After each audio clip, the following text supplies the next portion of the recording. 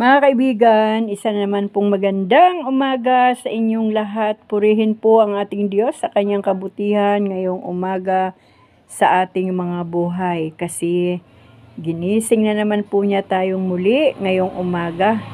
At dahil po tayo ay ginising ng Panginoon, gagawin naman po natin yung mga bagay na makapagbibigay ng kaligayahan sa puso ng ating Diyos. Higit sa lahat, kaligayahan din ang ating mga buhay na nagbabasa ng kanyang salita at magiging kaligayahan din ang makikinig sa bawat salita ng Diyos na ating ibinabahagi dito sa social media, dito sa YouTube. Kaya mga kaibigan, salamat sa Panginoon sa ating mga buhay ngayong araw dahil binigyan pa po tayo ng ating Panginoon ng pagkakataon na magising, kaya gagawin po natin ang mga bagay para mabigyan naman po ng parangal ang ating Diyos. Kaya muli, inaanyayahan ko po kayo na dumako na po tayo sa ating Bible reading dito po sa aklat. Ang aklat ni Josue. Yan, ni Josue. Dahil patay na po si Moises, si Josue naman po ang mangunguna sa mga Israelita. Siya naman ang leader. Kaya sa gabay at patnubay ng ating Diyos, tayo po ay magbabasa at salamat sa banal na Espiritu Santo na siyang laging nagpapaunawa sa atin kung ano ang mensahe ng Panginoon. Kaya simulan ko na mga kaibigan, Josue chapter 1, paghahanda sa pananakop. Pagkamatay ni Moises, sinabi ni Yahweh kay Josue na anak ni Nun at dating kanang kamay ni Moises, patay na ang lingkod kong si Moises. Pahandain mo ang buong Israel at tumawid kayo ng ilog Jordan patungo sa lupaing ipinagkakaloob ko sa inyo. Gaya ng aking pangako kay Moises, ibibigay ko sa inyo ang lahat ng lupaing inyong maaabot. Ito ang magiging hangganan ninyo sa hilaga, ang bundok ng Libano. Sa timog, ang ilang. Sa silangan, ang malaking ilog Euphrates. At sa kanluran mula sa lupain ng mga Hiteo hanggang sa dagat Mediteraneo. Hindi ka matatalo ni naman habang ikaw ay nabubuhay kung paanong sinubaybayan ko si Moises. Gayon din ang gagawin ko sa iyo, hindi kita pababayaan, magpakatatag ka at lakasan mo ang iyong loob. Ikaw ang mamumuno sa bayang ito sa pananakop nila sa lupaing ibibigay ko sa kanila ayon sa aking pangako sa inyong mga ninuno. Ngunit dapat magpakatatag at magpakatapang. Sundin mong mabuti ang kautosang ibinigay sa inyo ni Moises. Huwag mong susuwayin ang anumang itinatagubilin doon at magtatagumpay ka sa lahat mong gawain. Huwag mong kaliligtaang basahin ang aklat na yaon, dilidilihin mo iyon araw, gabi upang matupad mo ang lahat ng nasusulat doon. Sa gayon giginhawa ka at magtatagumpay. Alalahanin mong lagi itong aking tagubilin, magpakatatag ka at tibayan mo ang iyong loob. Huwag kang matatakot o mawawala ng pag-asa. Ako si Yahweh, ang iyong Diyos ay sa iyo saan ka man pumunta. Kaya't ipinag-utos ni Josue sa mga pinuno ng bayan, libutin ninyo ang buong kampaminto at pahandain ang mga tao sa loob ng 3 araw. Tatawid tayo ng ilog Jordan upang sakupin ang lupaing ibinibigay sa atin ni Yahweh. Sinabi naman ni Josue sa mga lipi ni Ruben, Gad, at sa kalahati ng lipi ni Manases, alalahanin ninyo ang sinabi sa inyo ni Moises. Ibibigay sa inyo ni Yahweh ang lupaing ito upang dito kayo manirahan. Maiiwan sa lupaing ito sa silangan ng Jordan, sa lupaing ibinigay sa inyo ni Moises ang mga kababaihan, ang inyong mga anak at mga hayop, ngunit ang mga mandirigma ay tatawid, taglay ang inyong sandata. at mangunguna sa iba ninyong mga kapatid upang tumulong sa kanila sa pakikibaka kapag nasakop na rin nila ang mga lupaing ibinigay sa kanila ni Yahweh. Makababalik na kayo rito sa lupaing ibinigay sa inyo ni Moises. Sumagot sila kay Josue, gagawin namin ang lahat ng sinabi mo at pupunta kami saan mo man ibig. Kung paanong sinunod namin si Moises, susundin ka rin namin kung sa iyo si Yahweh tulad ng ginawa niya kay Moises.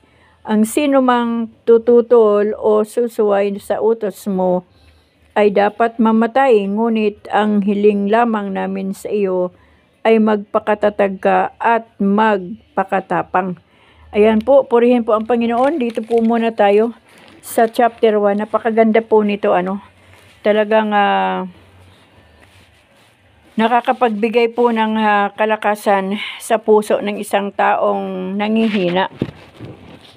Dahil wala na nga po si Moises ngayon, si Josue naman ang magiging pinuno o leader ng mga Israelita at mismo ang Diyos ang nagsasabi na magpakatatag at sundin ni Josue ang lahat ng mga tagubilin ng Panginoon sa kanyang buhay. Alam niyo mga kaibigan, ang isang pamilya, kapag mabuhay ang pananampalataya ng magulang o ng isang magulang at hindi pa masyadong equip ng salita ng Diyos ang pamilya, ay talaga pong magkakaroon ng panghihina. Ngunit kapag ang isang leader ng sambahayan ay matatag, matapang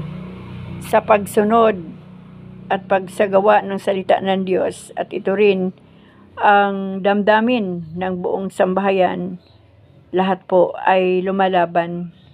Walang makitang kahinaan, kundi lahat ay katapangan.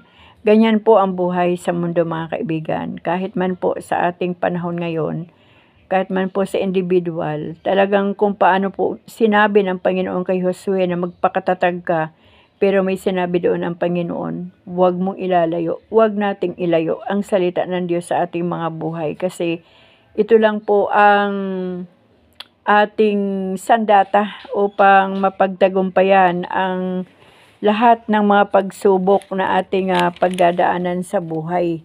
Alam niyo po, si Josue ay hindi naman po talaga malakas yan. Kaya lang, kapag ang Diyos na ang nagsabi sa iyo, magpakatatag ka, magpakatapang ka, kumbaga, huwag kang hihina-hina. Yan, sariling ko na lang po yun, salita. Kapag ang isang leader ang nagsasalita na, kaya mo yan, andito ako, huwag kang matakot, parang ganon. Di po ba? Pang lumalakas din ang ating loob kapag ang ating Panginoon na nag-cheer sa atin doon sa panahon ng mga pagsubok, lumalakas po tayo.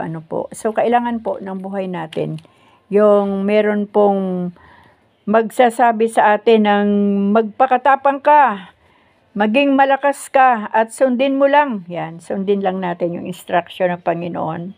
Sa pamagitan ng kanyang salita ay itatama po ng Diyos ang ating mga hakbang at ang bawat labanan. Ito po kasi ay naghahanda si Josue sa isang labanan para makuha po nila yung ipinangako ni Yahweh o ipinangako ng Diyos sa angkan ng Israel sa mga ninuno nila kay Jacob, kay Abraham at kay Isaac, ay naisa ng Diyos na makubkob na ng mga Israelita o makuha na at sila doon ay maninirahan na. At alam niyo po, meron po akong nakita dito, yung sabi ng last part na maiiwan yung mga pamilya ng mga kalalakihan na susugod sa labanan. Kasi po kapag daladala ang pamilya, ay talaga pong magdadalawang isip, hati ang isip sa pagkikipaglaban at pag-aalala sa pamilya. Pero kapag hindi kasama ang pamilya sa labanan, ay buo yung loob ng isang sundalo na ipagtanggol kung ano man ang kailangang ipagtanggol. Gaya po ng ating mga kasundaluhan o militar, dito sa bansang Pilipinas, kapag sila po ay nakikipaglaban, ano po, ang kanilang isip ay nakafocus sa kaaway na kailangang matalo yung kaaway para makabalik sila ng buhay buo sa kanilang mga pamilya. Kaya alam niyo po, habang nakikipaglaban, ano po, ang leader ng isang bayan, dapat po mayroong nagpipray sa likod nito na pagpalain siya ng Panginoon at bigyan ng lakas at tapang sa pagkikipaglaban. Ganon din po sa sambahayan. Kailangan po ang bawat miyembro ng pamilya ay pinapanalangin ang leader ng sambahayan upang manatili ang lakas, ang tapang na harapin ang mga pagsubok ng buhay.